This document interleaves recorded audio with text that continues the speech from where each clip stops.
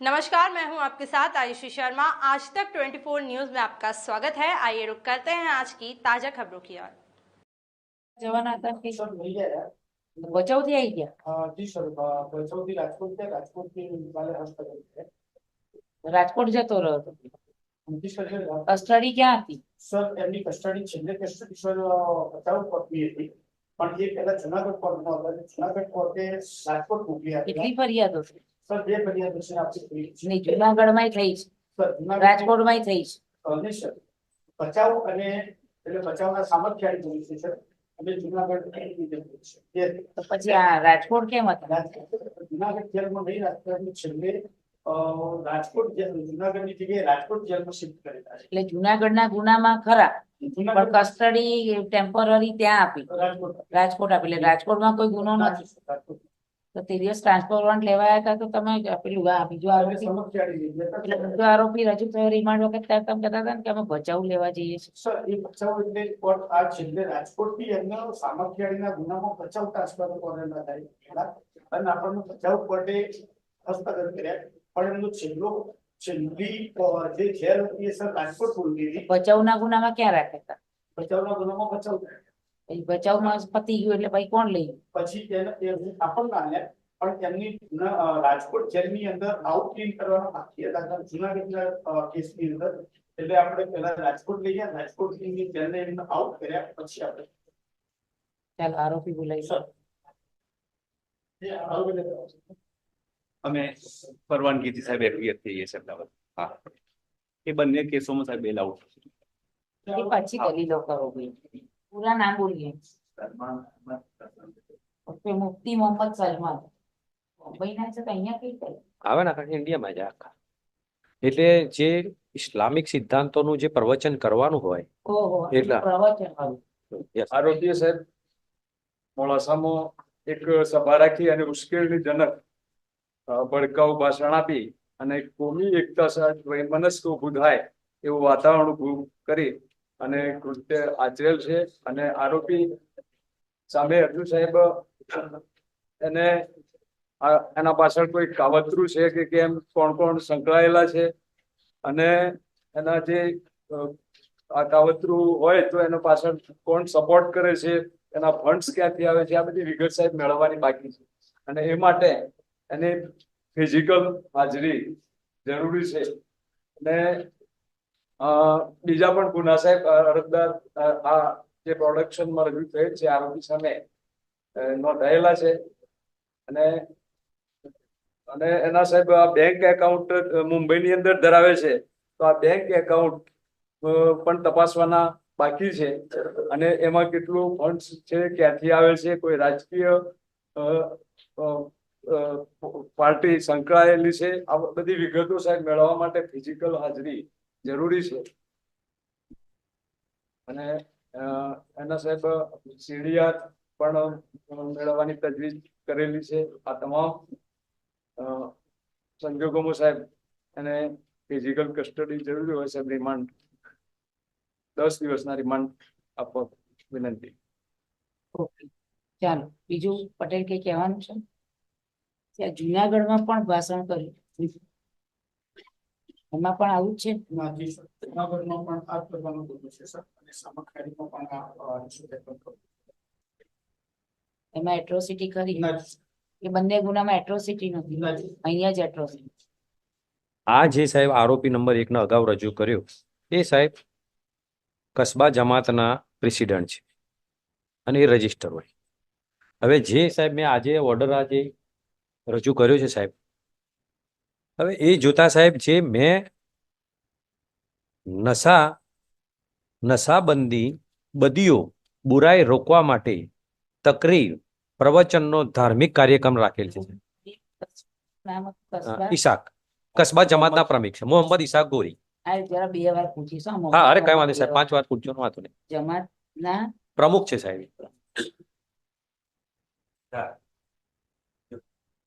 Join કરી દે. એટલે એવું નથી સાહેબ કે પ્રોગ્રામ અમે કર્યો છે તે ઓચિંતો પ્રોગ્રામ ઉભો કરીને કરી દીધો છે અને મૌલાનાને બોલાયા અને ધાર્મિક આવું ઉશ્કેરણીજનક પ્રવચન આલવા માટે એમને બોલાયેલા છે સાહેબ.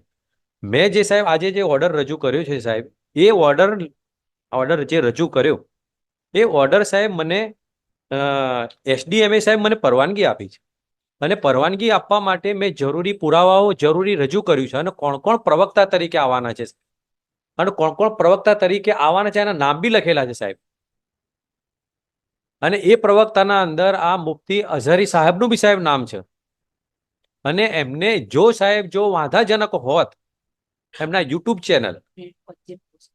જી સર. ફોજદારી પરચુરણ અરજી 164/24 એ જુનાગઢના એ જુનાગઢના અંદર એમને રિલીઝ કરેલા છે સાહેબ, કોમ્પ્યુટરાઇઝ કોપી છે. પણ એમાં કઈ કલમો હતી? 100 ત્યાં ઉપર હેડિંગ મારેલું છે સાહેબ.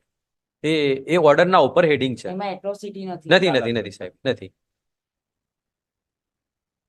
એટલે સાહેબ આ હું કેમ આટલું થોડુંક કહું છું કે સાહેબ આમાં એક કે અને એના અંદર સાહેબ કોપી જો કે સાહેબ એસડી અરજી અમે આપી મામલતદારમાં, મામલતદારે ઇન્ક્વાયરી કરવા માટે સાહેબ એનો ઓર્ડર કરવામાં આવ્યો, એસડીએમમાં મોકલવામાં આવ્યું, ટાઉન પોલીસને મોકલવામાં આવ્યું. ટાઉન પોલીસે સાહેબ આ પ્રોગ્રામ કરવા સાહેબ કોઈ વાંધો નથી એ પણ સાહેબ એમને રજૂ કર્યું છે ઓપિનિયન.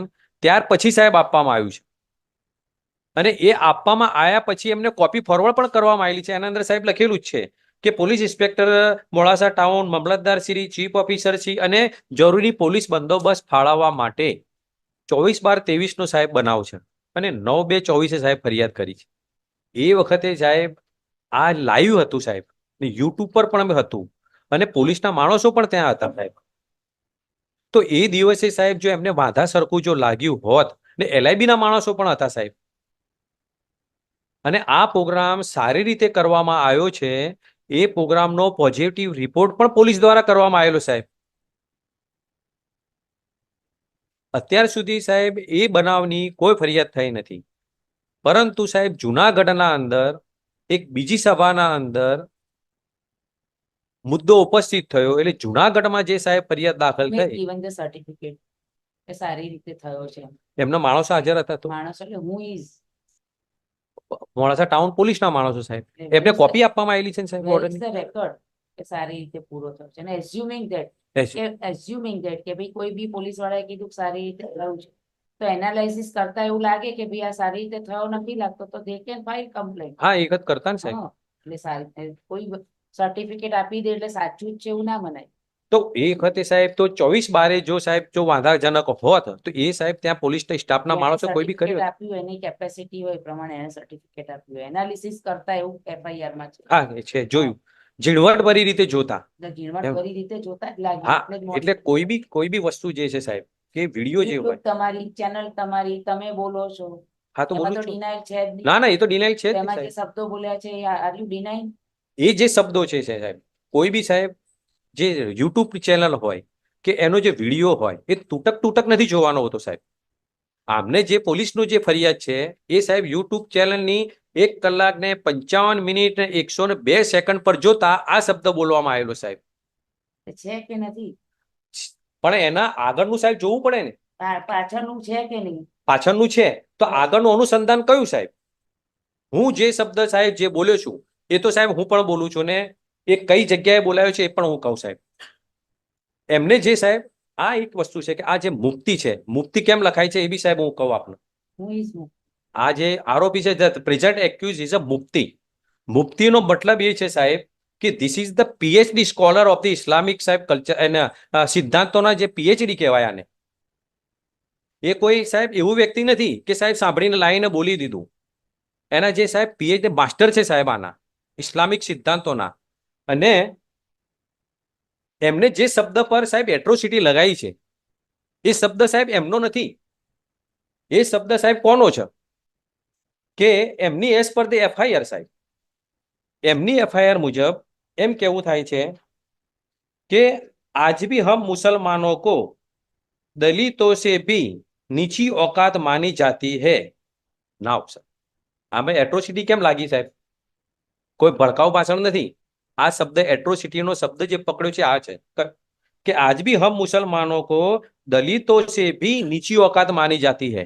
એટલે સાહેબ મેં દલિતોને નીચી औकातના નથી કીધા, દલિતોનું તો મેં અપર કાસ્ટ કીધા છે. અમારી औकात નીચી છે.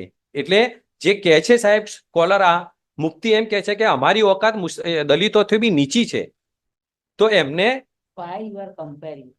કમ્પેર એટલા માટે કર્યું કે સાહેબ કમ્પ્લેન લઈને જે આવ્યા છે ને સાહેબ હિન્દુસ્તાનમાં બધા હરખા જ છે ભાઈ, કોઈ નીચે ઊંચા છે જ નહીં. હવે સાહેબ આપણે કોન્સ્ટિટ્યુશન થી ગવર્ન થઈએ. ના આ શબ્દ ક્યાંથી આવ્યો? કોન્સ્ટિટ્યુશન થી ગવર્ન થઈએ છીએ. હા આપણે સાહેબ, બધા રોજ જોડે જ છીએ, આપણે કોઈ ઊંચ નીચ છે?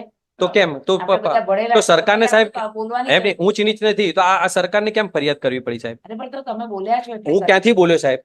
ક્યાંથી બોલ્યા? ત્યાં બોલ્યા તો ના પણ ના સાહેબ, હું એક વસ્તુ એ કહું, હું ક્યાંથી બોલ્યો એ વસ્તુ કહું હવે આપણે કે સાહેબ આ જે એમને આ પીએચડી છે સાહેબ, મેં એટલા માટે કહ્યું કે આ જે પીએચડી છે એને શું કહ્યું સાહેબ કે 2005 ના અંદર આ વિડીયો જે છે તૂટક કેમ લખ્યો સાહેબ? એમને આખો વિડીયો જોવો પડે.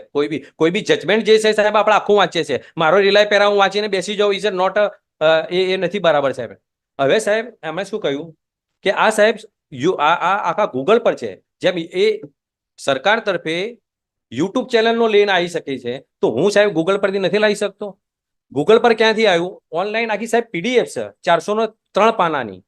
અને 2005 ના અંદર મનમોહન સિંહની સરકારે આ Sachar committee, Rajendra Singh Sachar, now former chief justice of the Delhi high court સાહેબ, દિલ્હી હાઈકોર્ટના જે ચીફ જસ્ટિસ જે રિટાયર છે એમને સાહેબ સચ્ચર कमेटी એમના નામથી છે. फिलहाल के लिए इतना ही। चैनल को लाइक शेयर सब्सक्राइब जरूर करें। धन्यवाद।